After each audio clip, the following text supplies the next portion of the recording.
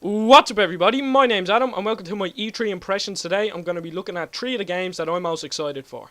The first game I'm going to be looking at is Battlefield Hardline. This looks like a very new, interesting take on the multiplayer because it's set in like cops and robbers in cities instead of a big all-out war between countries, which looks pretty good, and there's loads of different little vehicles that you can get to maneuver in and out, like bikes, and you can get cars, like proper cars, instead of like big Hummers or something like that. So it actually looks really interesting. Now this game is made using the Frostbite 3 engine, which looks really good, the same as Battlefield 4.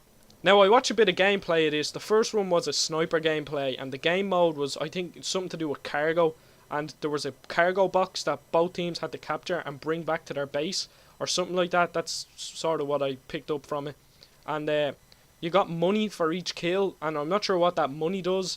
It sort of looks like a Counter-Strike sort of thing, but I didn't see anybody buy any guns with it mid-game or buy any ammo.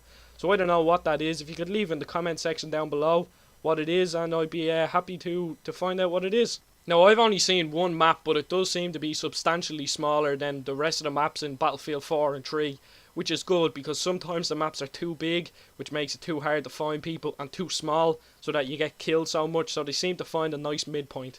Now, the next game I'm going to be talking about is Tom Clancy's The Division, a game made by Ubisoft. It seems to be an open world, post-apocalyptic New York. Now, I'm not 100% sure about this, but from what I've seen, it seems to be like an open world MMO sort of thing, where you get your party together and then you take out groups of people to gain XP, and then you have loads of little gadgets, like little bombs that you like roll on the ground and then they go over to the enemy and try to kill them.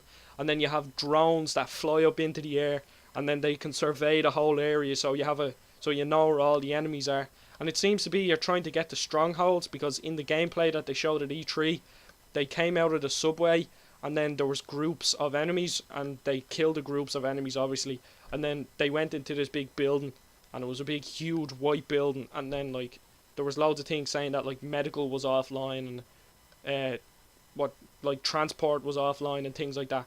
And then they were like, yeah, we better get medical up and running first. So it looks pretty interesting. The graphics in this game looks amazing. And when in one of the videos, like he interacted with the environment, like as he was in cover behind a car and he walked by, the door was open, but like without doing anything, as you walk by, he closed the door. And I don't know why, but it just looks so cool. So hopefully there's more things like that in the game, because it looks cool. And now the last game I'm going to talk about is Dragon Age Inquisition, the new Dragon Age game. And I genuinely think Dragon Age 1 or Origins was a flawless RPG, and I absolutely loved the game. Well, since I loved the first game so much, I might be a bit biased towards this just because I thought it was amazing. From the trailer, the graphics actually look really, really good. The only thing that I see that might be bad is that the combat looked very quick.